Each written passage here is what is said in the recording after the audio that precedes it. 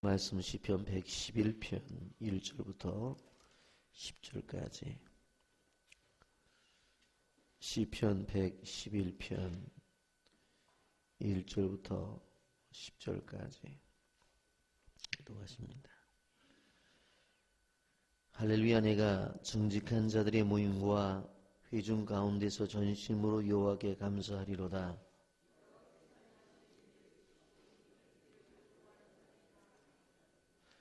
그의 행하시는 일이 존귀하고 오미하며 그의 의가 영원히 서있도다.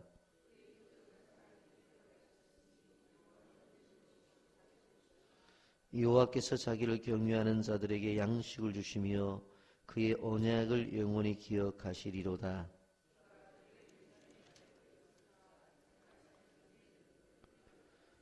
그의 손이 하는 일은 진실과 정의이며 그의 법도는 다 확실하니 여호와께서 그의 백성을 속량하시며 그의 언약을 영원히 세우셨으니 그의 이름이 거룩하고 지존하시도다.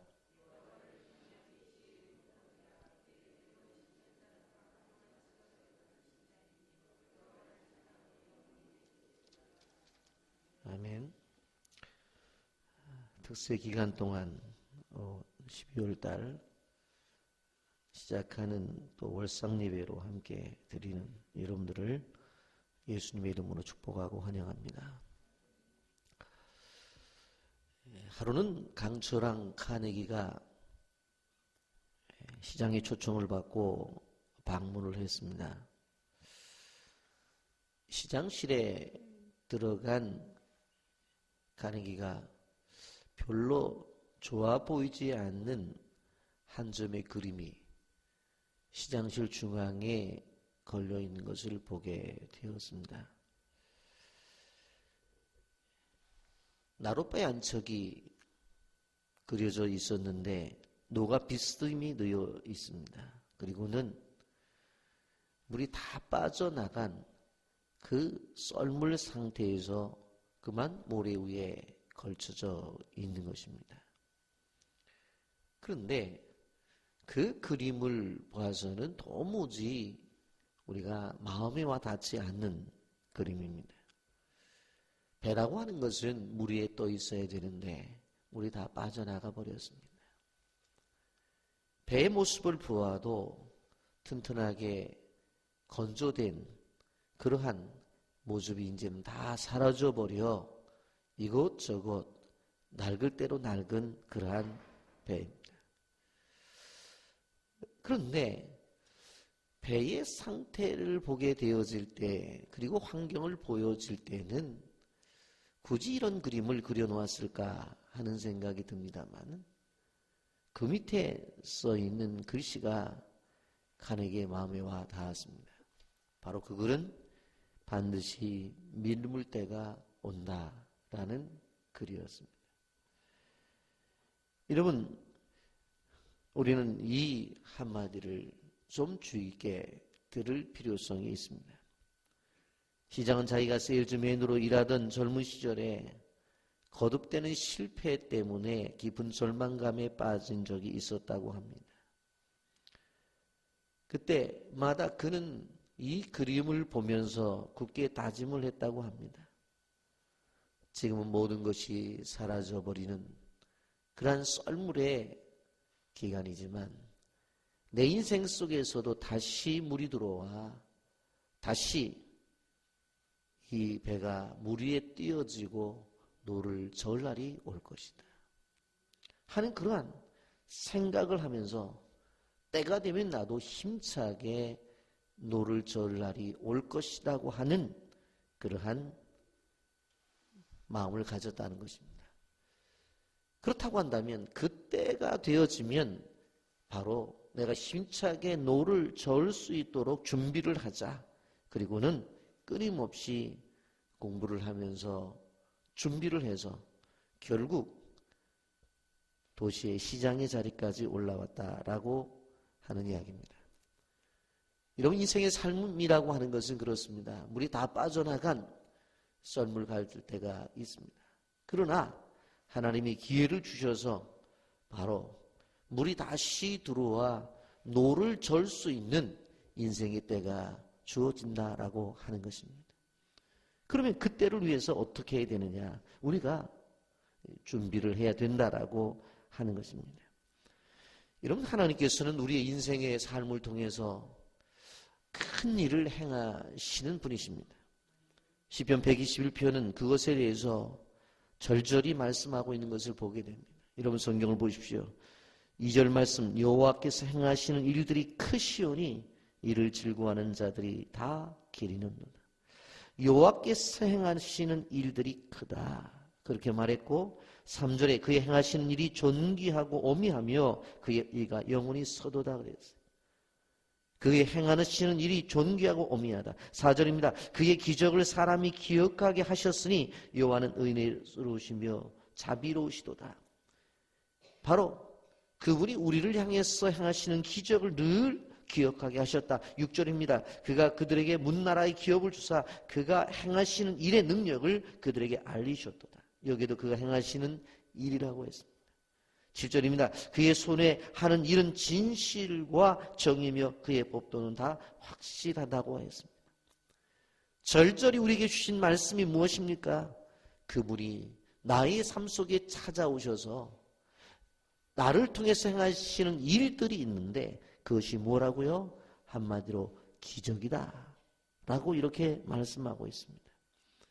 여러분, 시편 121편만 뿐만 아니라 시편 107편 24절에도 여호와께서 행하신 일들과 그의 기이한 일들을 깊은 바다에서 보나니 라고 말씀하고 있고, 시편 138편 8절에도 여호와께서 나를 위하여 보상해 주시리다.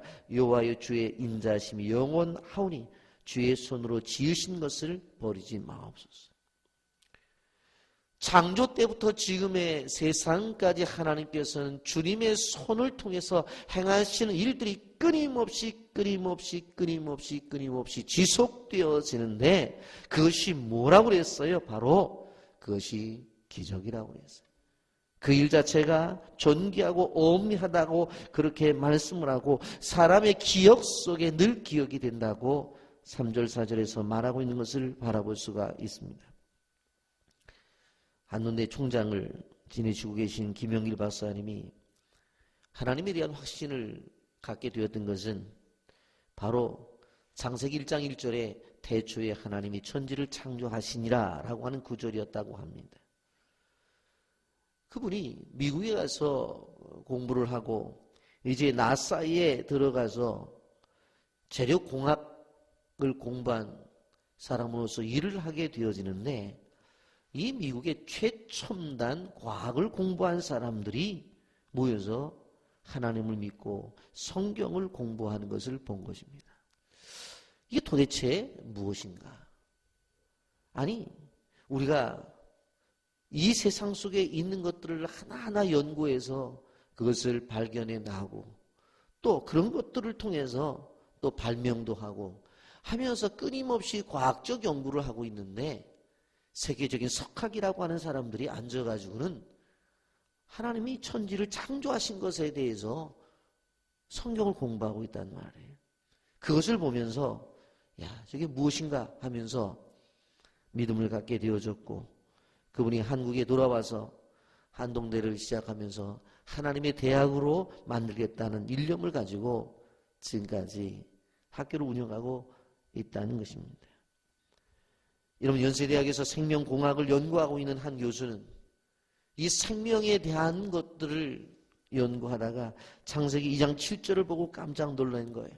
여호와 하나님이 땅의 흙으로 사람을 지시고 생기를 그 코에 불어 넣으시니 사람이 생명이 되니라.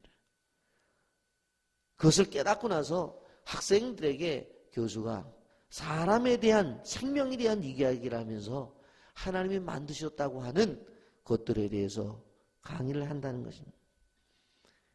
우리가 생각해 보면 한 생명이 이 땅에 태어난다는 것, 하나님의 손길이 아니고는 도무지 이해할 수가 없다고 하는 것입니다.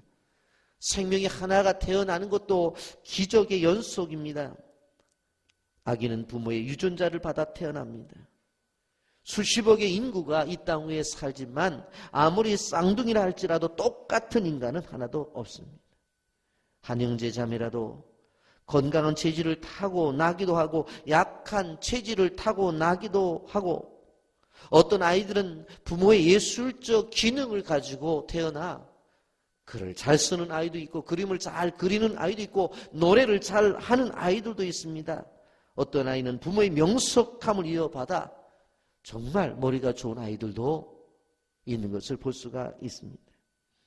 이사야 44장 2절에 이렇게 말합니다. 너를 만들고 너를 모태에서부터 지어낸 너를 도와줄 여호와가 이같이 말하노라. 나의 종 야곱 내가 택한 여수로나 두려워하지 말아라. 바로 태중에 있는 아이를 하나님이 직접 만드셨다고 하는 것입니다. 그것뿐만 아닙니다. 이스라엘의 역사 속에 중요한 사건은 출애굽의 사건이었습니다. 이것도 하나님이 행하신 기적의 사건이었습니다. 430년 동안 애굽에서 노예 생활을 하던 그들은 바로 모세 지도자를 보내셔서 그들을 이끌어내요. 여러분 생각을 해보십시오. 어떻게 한 사람의 말을 듣고 200만 명 이상이 되는 사람들이 나올 수가 있었겠느냐라고 하는 것입니다. 이 구원의 대사건, 이 대사건도 기적이었던 것을 보게 되어집니다. 여러분, 역사 속에 있는 이 사건을 기억하면서 우리는 개인적으로 생각해 봅니다. 우리에게도 구원의 큰 사건이 있었습니다. 우리는 본질상 진노의 자녀였습니다. 그러므로 죄의 종노릇하며 사단의 결박에서 헤어날 수 없는 사람들이었습니다. 그런데 그 택한 백성을 구원하기 위해서 하늘의 보좌를 버리고 이 세상에 오신 예수 그리스도, 그분의 십자가의 죽으심, 또 그를 믿음으로 말미암아 우리가 구원을 얻게 된 것입니다. 여러분은 히브리서 2장 3절은 바울은 이를 가리켜서 큰 구원이라고 말을 했습니다. 우리가 이같이 큰 구원을 등한히 여기면 어찌 그 보응을 피하리요. 이 구원은 처음에 주로 말씀하신 바요 들은 자들이 우리에게 확증한 바니라고 그렇게 말씀하고 있습니다. 이 구원이 작은 구원이 아니라 큰 구원이라고 말씀합니다. 여러분, 우리를 죄에서부터 사단의 결박으로부터 자유함을 얻게 되어진 것 하나님의 은혜요 자비로우심입니다. 오늘 4절에도 분명히 말합니다. 그의 기적을 사람이 기억하게 하셨으니 여호와는 은혜로우시고 자비로우시도다. 여러분, 우리가 기억해야 돼요. 11월 달에 접어듭니다. 여러분, 11월 달에 가장 중요한 것은 뭐예요? 감사절기가 있어요. 감사절기의 중요한 것은 무엇입니까? 하나님의 은혜에 대한 기억을 이야기하는 것입니다. 주의 은혜를 기억하고 감사하라고 하는 것입니다. 이것이 우리 자손들에게 물려질 값진 영적 전통이라고 하는 것을 우리는 기억해야 됩니다. 우리에게 주신 은혜 가운데 그 은혜는 자비로우심 속에 이루어졌다고 말씀을 하고 있습니다. 햇살이 눈부신 봄날 한 여인의 인생의 마지막 삶을 마감하고 있었습니다. 이 여인의 눈에는 눈물이 솟구치고 있었습니다. 그러나 그녀의 입술에는 충만한 미소로 가득 차 있었습니다. 아내의 죽음을 바라보고 있는 여인은 왠지 그 표정 속에서 후회스러움과 얼굴빛으로 고개를 떨구고 있었습니다. 그 여인은 3일 전부터 의식이 희미해지면서 남편에게 고맙다는 말만 계속 반복하고 있었습니다. 그것을 바라본 의사 선생님이 남편에게 물었습니다. 얼마나 부인을 사랑했으면 저렇게 죽음을 맞이하면서 당신에게 고맙다는 말을 반복하고 있는지. 정말 아내를 많이 사랑하셨군요. 라고 그렇게 말을 할 때에 남편이 이야기합니다. 이 세상 남편 중에 가장 못할 짓을 한 것이 나입니다. 아마 다른 여자 같았으면 벌써 이혼을 해도 몇 번 했었을 것입니다. 끊지 못하는 도박과 계속되는 음주, 그래서 우리 아내에게 결혼 생활은 아마 감옥이었을 것입니다. 그렇다고 한다면 어떻게 죽음을 앞둔 아내가 당신에게 저렇게 감사하다고 말을 할 수가 있단 말입니까? 예, 아내는 평소 새벽마다 교회에 나가서 기도할 때에 하나님 나에게 주실 것이 하나 있습니다. 그것은 무엇인고 하면 바로 받는 사랑이 아니라 베푸는 사랑만 하게 하옵소서. 그래서 우리 아내가 새벽에 나가서 하나님께 은혜를 받은 것은 다른 것이 아니라, 받는 사랑의 은혜 속에 감사하는 것이 아니라 베푸는 사랑, 그 사랑을 하는. 그래서 그 속에서 받는 것이 없지만 베푸는 사랑, 그 사랑 속에서 바로 자신의 인생의 존재를 깨닫고 그 사랑 속에서 지금까지 살아온 것에 대한 감사를 하고 있다고 하면서 눈물을 짓는 남편의 고백을 듣게 됩니다. 여러분, 우리는 예수님의 사랑을 바라보면서 우리는 받는 사랑이 아니라 베푸는 사랑을 생각해 봐야 됩니다. 예수님이 이 세상에 오실 때에 십자가에 죽기까지 예수님이 받은 것은 없으셨습니다. 그러나 그분은 끊임없이 우리를 향해서 베푸시는 사랑만 하신 것입니다. 이러한 사랑의 사도들이 되기를 예수님의 이름으로 축복합니다. 또 한 가지 5절에 보면 생명의 양식을 주심에 감사를 드립니다. 여러분, 5절 말씀, 여호와께서 자기를 경외하는 자들에게 양식을 주시며 그의 언약을 영원히 기억하시리로다. 광야 생활 중에 있는 이스라엘 백성들에게 하나님은 세 가지 양식을 주셨습니다. 첫째가 무엇입니까? 물입니다. 그들이 홍해를 건너 광야에 들어섰을 때 사흘 지났지만 물이 없었습니다. 마라라고 하는 물을 만나죠. 그러나 정작 달려들어 봤더니 써서 먹을 수가 없었어요. 원망과 불평이 나왔죠.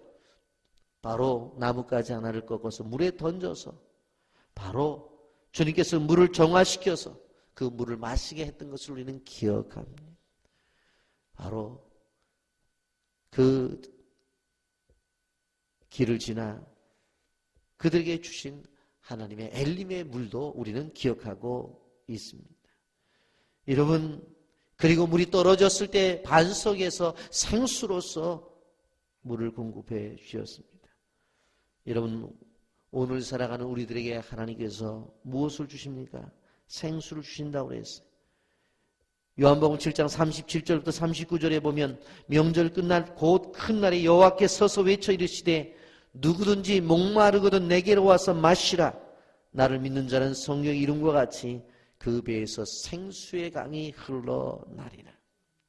이는 그를 믿는 자들이 받을 성령을 가르쳐 말씀하신 것이라 이렇게 말씀하고 있습니다.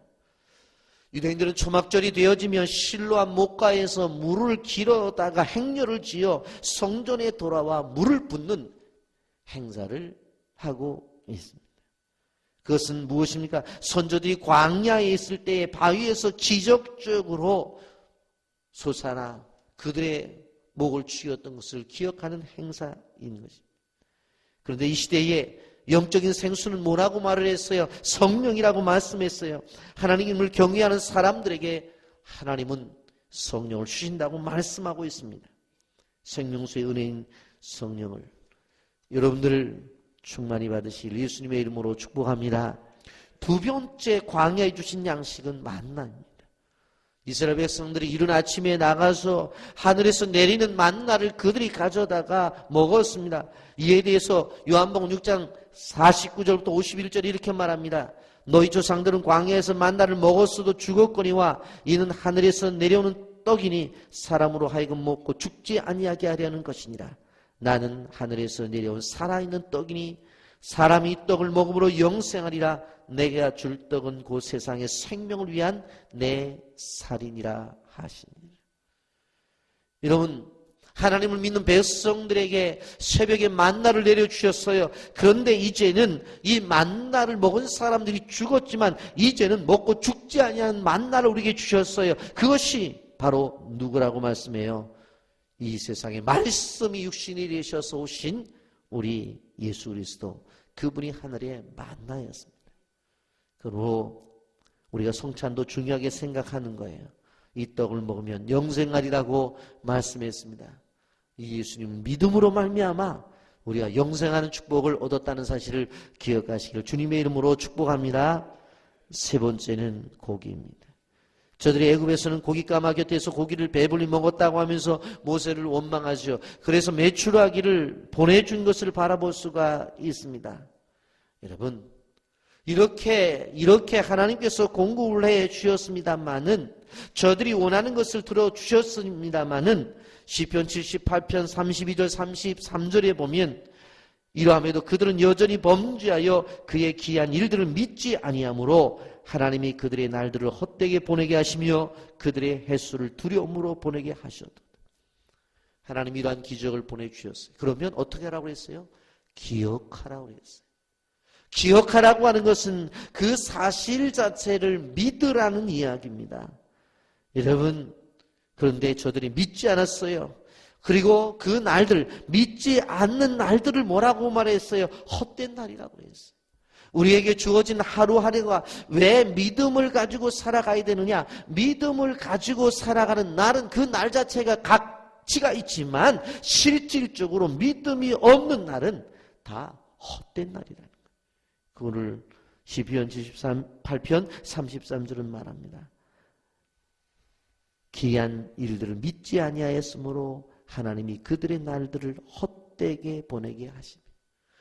매일매일의 날들이 믿음의 날이라고 생각할 때, 우리가 믿음을 가질 때 그 날이 헛되지 아니한 것이지 믿지 아니하면 헛되다라고 하는 것입니다.